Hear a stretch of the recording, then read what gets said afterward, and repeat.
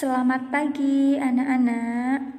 Assalamualaikum warahmatullahi wabarakatuh. Jadi hari ini Ibu akan melanjutkan materi kita tentang konfigurasi elektron dengan gas mulia dan juga materi bilangan kuantum.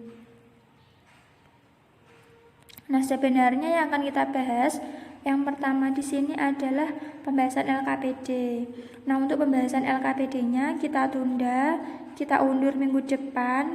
Dan sekalian ya, yang nomor 4 ada soal bilangan kuantum itu dikerjakan juga. Jadi nanti minggu depan mengumpulkan LKPD lagi ya. Dan yang dijawab itu nomor 1 sampai nomor 4.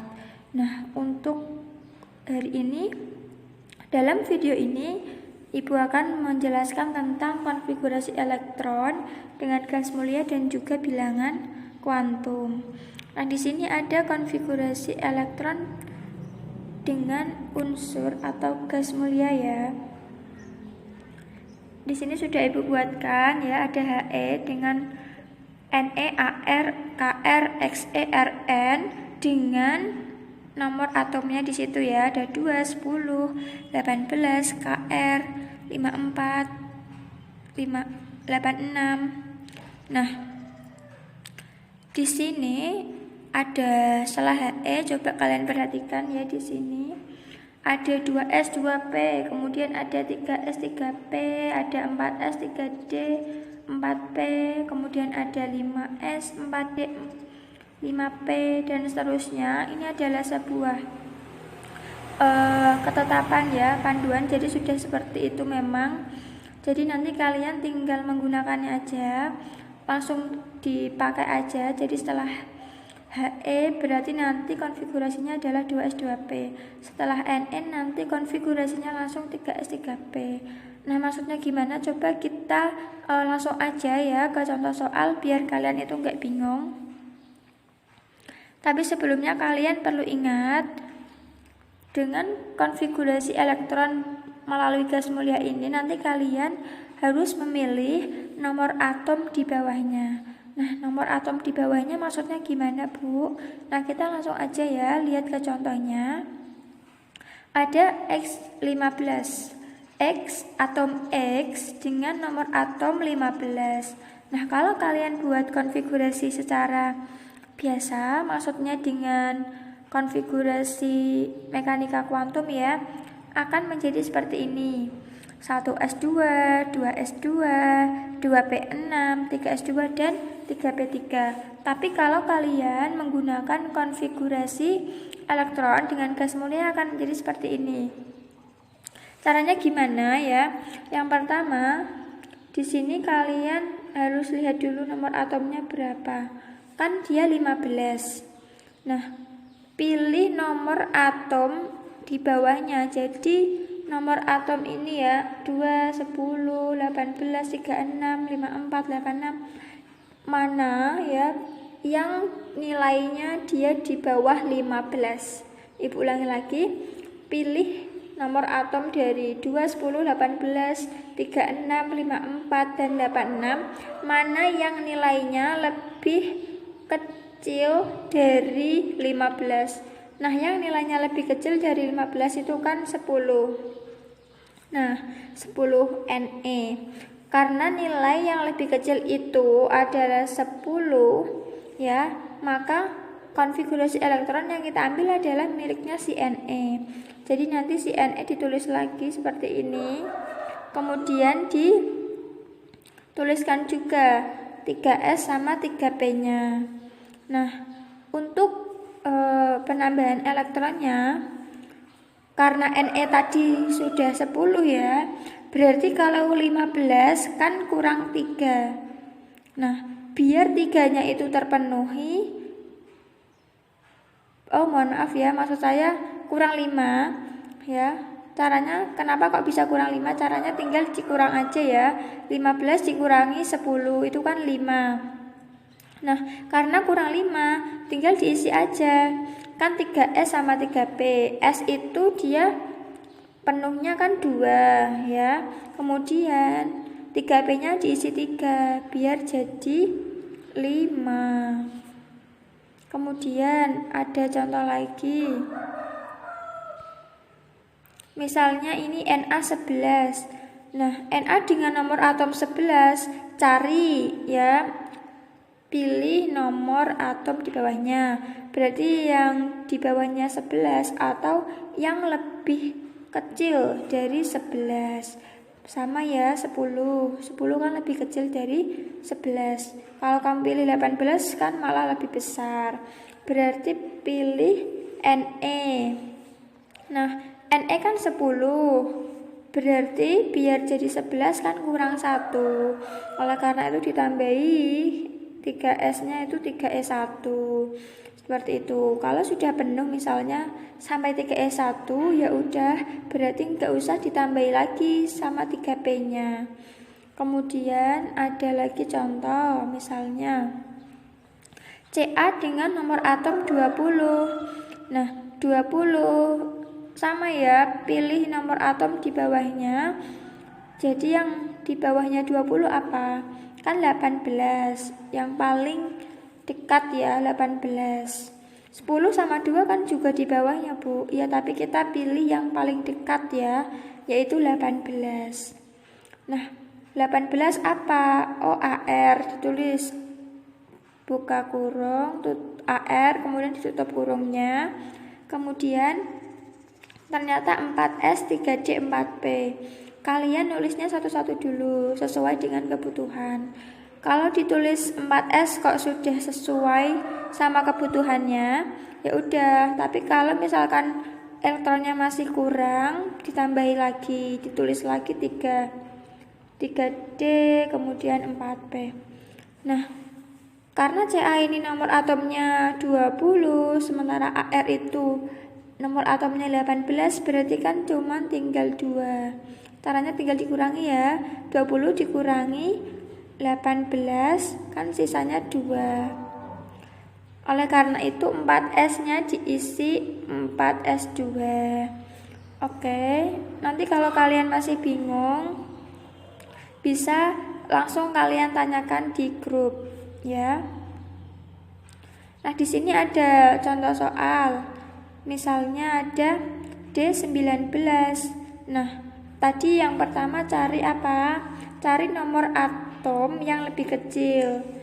Dari 2, 10, 18. Itu kan yang lebih kecil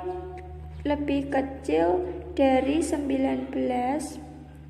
Itu kan 18. Jadi ditulis 18, kemudian dikurangi deh. Sisanya 1. Nah, karena sisanya 1, seperti biasa ditulis ya dalam kurung AR gitu, buka kurung tutup kurung, isinya AR, kemudian ditulis 4S. Karena sisa 1 berarti 4S1. Karena sudah memenuhi ya udah, untuk lanjutannya tadi gak usah ditulis semua. Jadi cukup ditulis 4S1. Kalau sudah seperti ini kan dia sudah 19 ya, di sini juga 19. Kemudian 1 ditambah 18 pun juga jadinya 19. Oke, jadi mau nggak mau kalian harus hafal tadi yang sudah Ibu buatkan ini ya, harus hafal ini. Oke, sebenarnya kita ada banyak sekali contoh soal, tapi karena ini dalam bentuk video, jadi nanti untuk soal-soal rebutan ini bisa kalian kita diskusikan ya di WA, boleh malam hari atau siang hari, terserah, gak apa-apa, waktunya bebas. Yang penting semuanya itu bisa ya. Kalau rencananya Ibu maunya itu di hari malam Minggu atau malam Sabtu ya, supaya nanti kalian tidak merasa terganggu gitu. Jadi nggak ada mata pelajaran yang lain yang terganggu. Nah, ini ada beberapa soal-soalnya tadi, kita lewati aja. Kita lanjutkan ke diagram orbital. Ini udah sempat kita bahas kemarin sebelumnya, mungkin kalian sudah lupa. Ini Ibu jelaskan lagi. Orbital itu adalah tempat di mana kemungkinan elektron ditemukan. Nah, Perlu kalian ingat ya bahwa kulit itu terdiri dari subkulit. Kemudian subkulit itu terdiri dari orbital. Orbital itu dapat menampung maksimum itu hanya 2 elektron. Untuk subkulit S, P, D, F itu namanya subkulit. Tapi kalau kulit itu namanya ada K, L, M itu namanya dia kulit. Tapi kalau subkulit itu S, P, D, F ini namanya subkulit ya. Untuk S, subkulit S itu hanya diisi oleh maksimal 2 elektron. Untuk jumlah orbitalnya itu hanya 1. Kemudian untuk yang subkulit P itu ada 3 orbital. 3 orbital itu kan kemarin gini ya kotaknya. Jadi ada 3 kotak. Ini namanya 3 orbital. Nah, setiap kotaknya ini ya, setiap satu kotak itu kan diisi oleh 2 elektron. Jadi ada yang atas, ada yang ke bawah. Nah, kalau ada 3 kotak gini kan nanti berarti jadinya ada 6.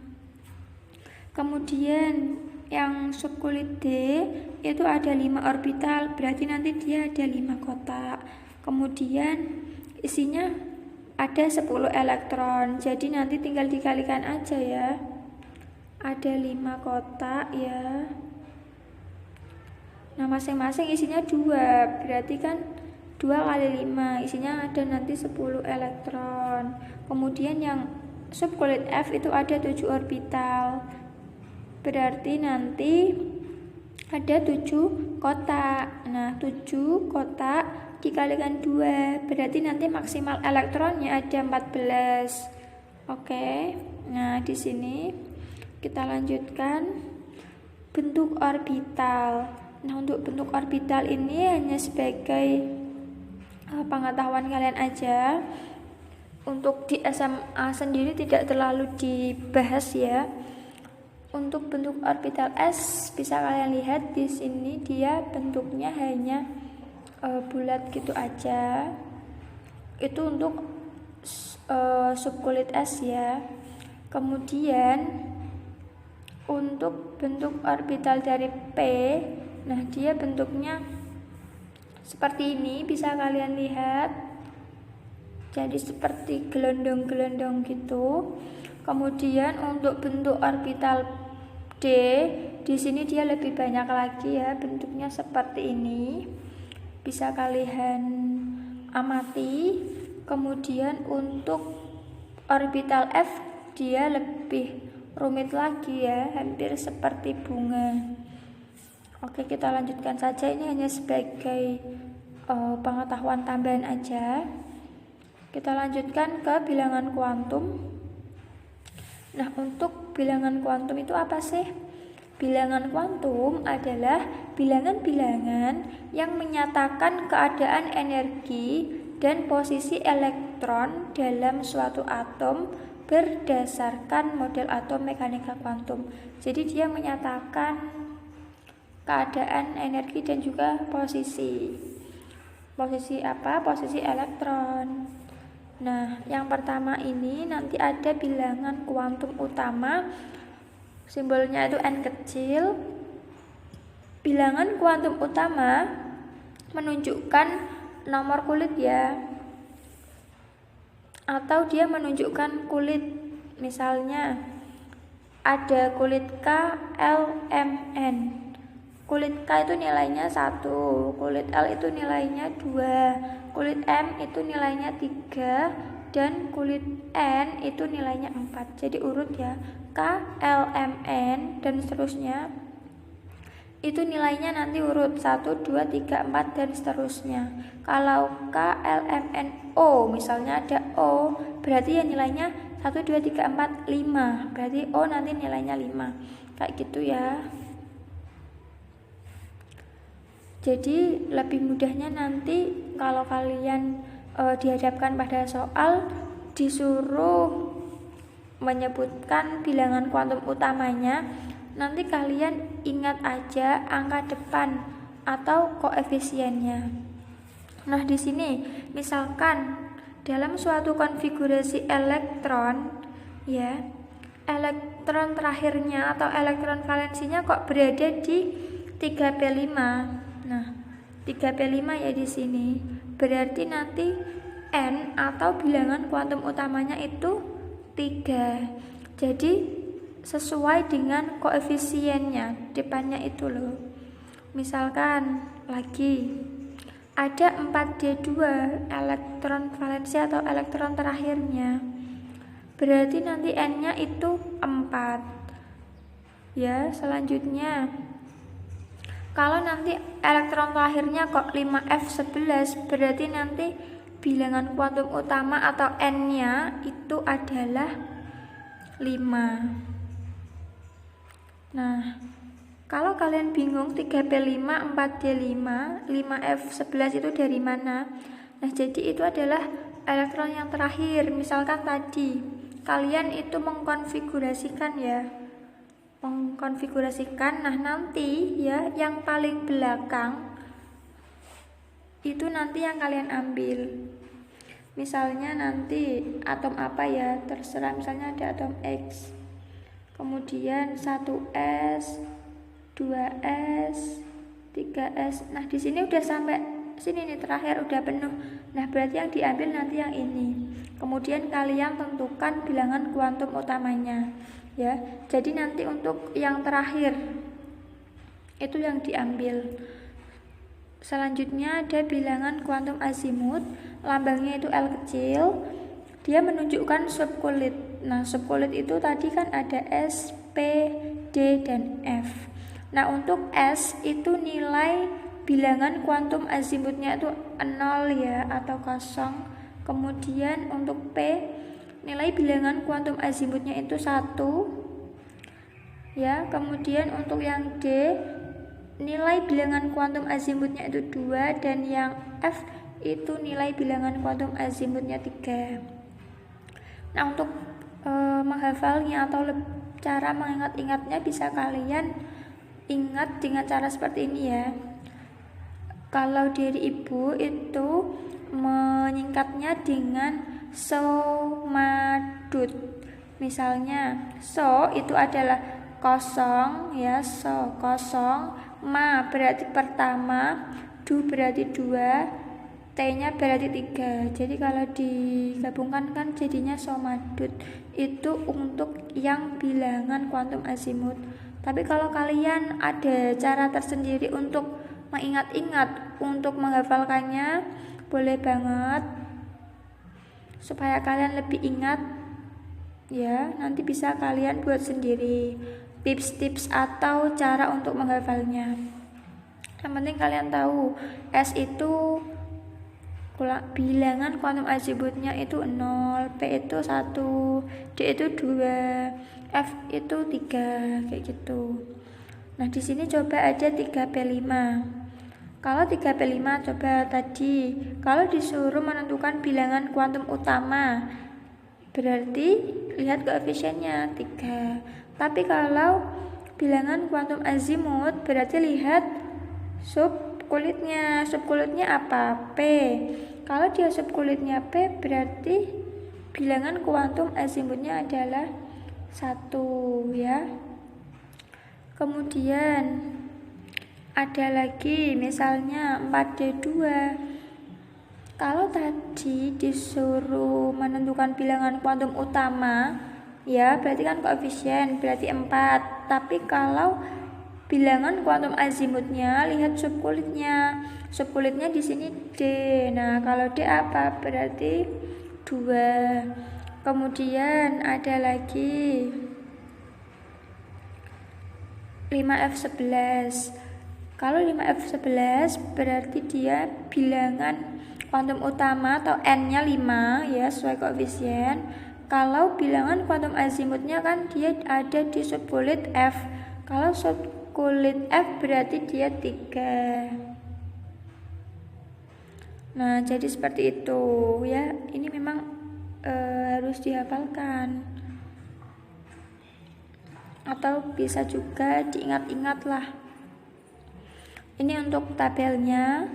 Jadi bilangan kuantum azimut itu dimulai dari 0, kemudian 1, 2, dan 3. Oke, selain dari bilangan kuantum azimut, ada juga bilangan kuantum magnetik yang akan kita bahas selanjutnya. Nah, di sini ada bilangan kuantum magnetik. Dia dilambangkan dengan M kecil. Dia menunjukkan orientasi orbital dalam ruang atau nomor orbital. Nah, nilai M atau nilai dari bilangan kuantum magnetik itu berkisar antara min L sampai plus L. Nah, min L sampai plus L maksudnya gimana, Bu? Maksudnya adalah gini. Nah, di sini min L sampai plus L. Coba kalian perhatikan. Di sini yang P. Tadi nilai bilangan kuantum magnetik itu kan min L sampai plus L ya. Jadi kalau bilangan kuantum azimutnya itu 1 ya, otomatis bilangan kuantum magnetiknya ya mulai dari min 1 sampai plus 1. Nah, mulai dari min 1 plus 1 kan itu ada nolnya juga. Kemudian kalau yang subkulitnya D, dia dimulai dari 2. Berarti kan mulainya dari min 2 sampai plus 2. Tadi ya, min L sampai plus L. Kalau dari min 2 sampai plus 2 kan berarti ada min 1, ada 0, ada plus 1. Nah, begitu juga yang F. F itu tadi bilangan kuantum azimutnya kan 3. Berarti bilangan kuantum magnetiknya itu mulai dari min 3 sampai plus 3. Nah, dari min 3 sampai plus 3 itu ada angka apa aja? Ada min 2, ada min 1, ada 0 ya, ada plus 1, plus 2, dan juga 3. Nah, di sini Ibu sudah ada contoh ya, 3P5. L-nya sama dengan 1. Nah, sehingga M-nya nanti bisa min 1, 0, sama plus 1. Kenapa kok bisa seperti ini, Bu? Jadi kalian lihat dulu L-nya. Kalau 3P5 berarti kan subkulit P. Kalau subkulit P, L-nya, L itu kan bilangan kuantum azimutnya. Tadi kalau P bilangan kuantum azimutnya berapa? Kan 1.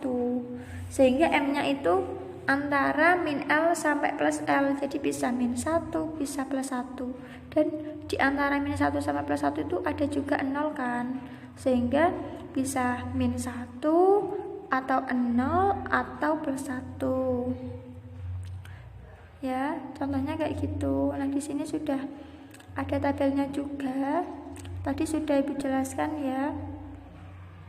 Selanjutnya ada bilangan kuantum spin. Nah, spin ini dia menunjukkan arah rotasi elektron dalam orbital. Sebentar, kita belum sampai ke contoh soal ya. Karena dia menunjukkan arah rotasi dalam orbital, bisa kalian lihat ya. Di sini ada tanda panah ke atas. Kalau dia ke atas atau kayak gini, ya, itu nilai bilangan spin-nya itu plus, dalam artian di sini plus setengah. Kemudian kalau nilai tanda panahnya itu ke bawah atau seperti ini, itu nanti nilai bilangan spin-nya itu adalah negatif ya, min setengah. Jadi nilainya setengah, bedanya kalau dia menghadap ke atas itu dia plus, kalau dia menghadap ke bawah itu dia min ya. Ini berkaitan dengan arahnya itu searah jarum jam atau tidak. Oke, untuk contoh soalnya. Nah, biasanya untuk soalnya itu seperti ini. Jadi tuliskan bilangan kuantum dari S16. Jadi ada atom, kemudian diketahui nomor atomnya. Kalian nanti disuruh menuliskan bilangan kuantum yang mungkin. Nah, caranya gimana? Yang pertama, kalian uraikan atau kalian konfigurasikan dulu. Jadi dari S16 itu dikonfigurasikan ya. Pertama dikonfigurasikan menjadi 1S2, 2S2, 2P6, 3S2 dan juga 3P4. Nah, di sini seperti yang sudah Ibu bilang tadi bahwa untuk bilangan kuantum itu yang dilihat adalah yang bagian akhir. Nah, di sini kan 3P4 ya. Yang bagian paling akhir itu 3P4. Sehingga yang diperhatikan atau yang dibuat dalam penentuan bilangan kuantum itu ya yang 3P4 itu, soalnya dia yang paling terakhir.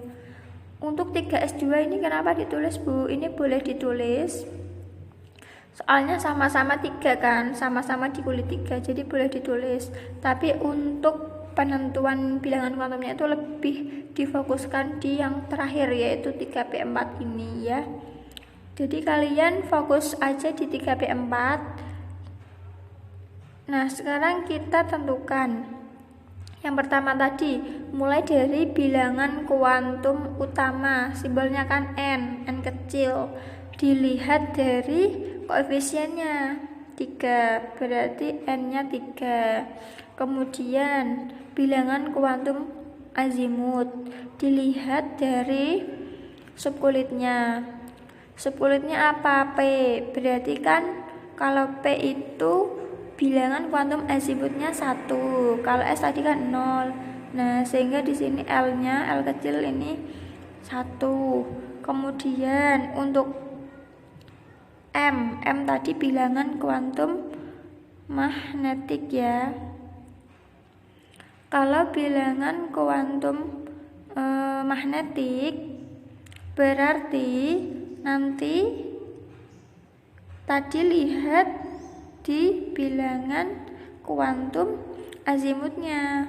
Kalau tadi dia P berarti dia kan 1 ya bilangan kuantum azimutnya.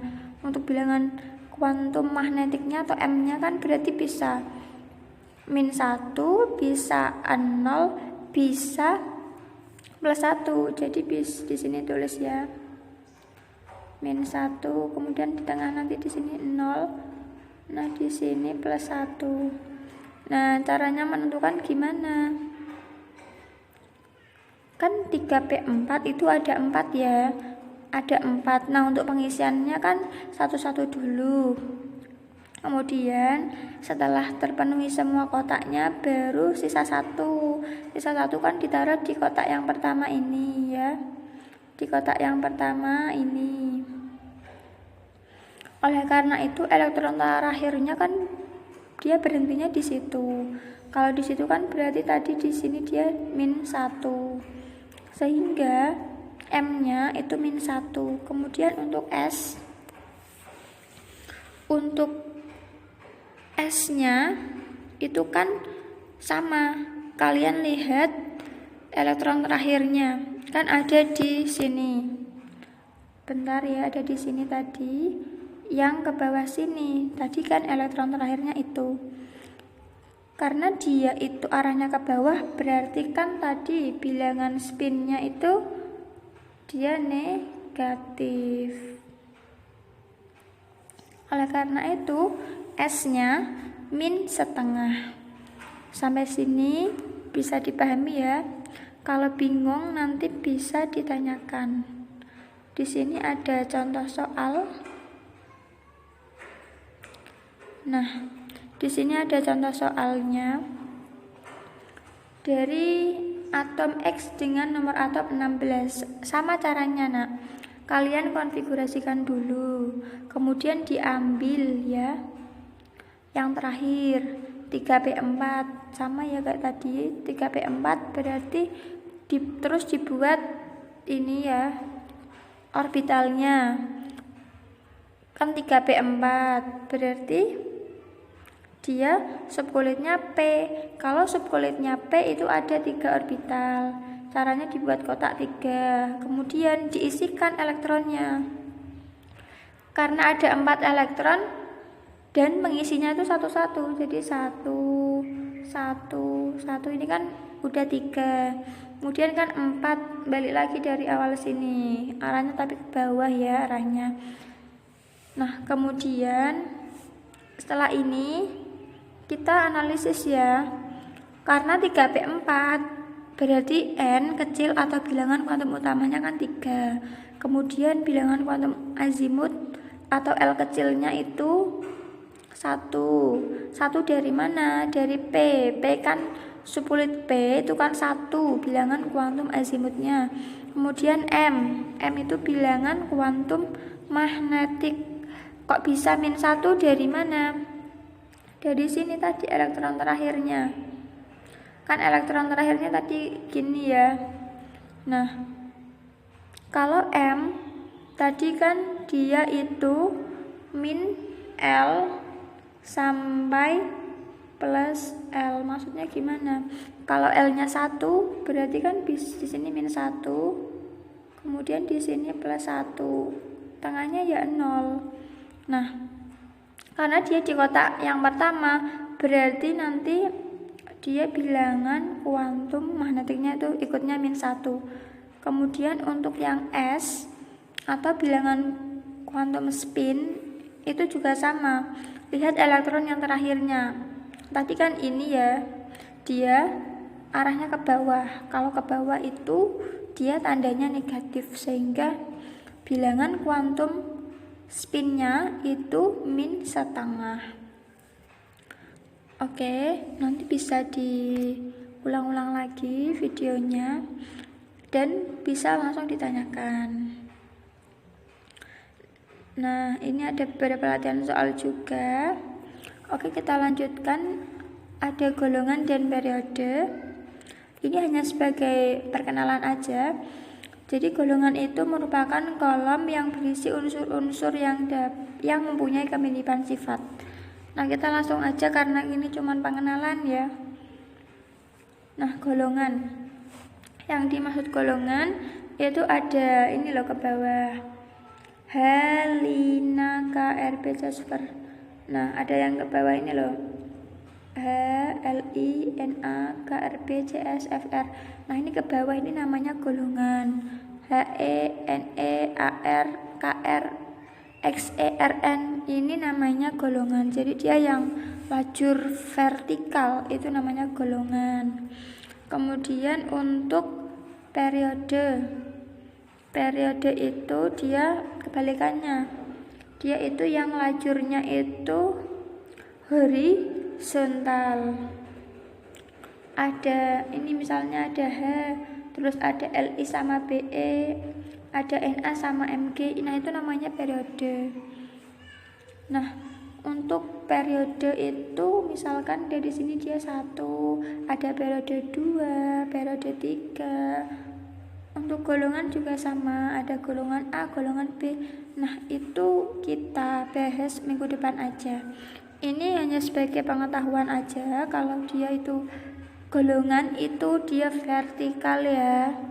Tapi kalau dia periode, dia itu letaknya horizontal. Nah, nanti ada golongan A, ada golongan B, ada macam-macam pokoknya itu kita bahas di pertemuan selanjutnya. Oke, untuk videonya Ibu sampai sini dulu ya. Ini sudah lumayan lama. Terima kasih ya, Ibu tutup.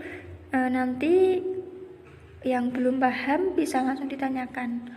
Wassalamualaikum warahmatullahi wabarakatuh.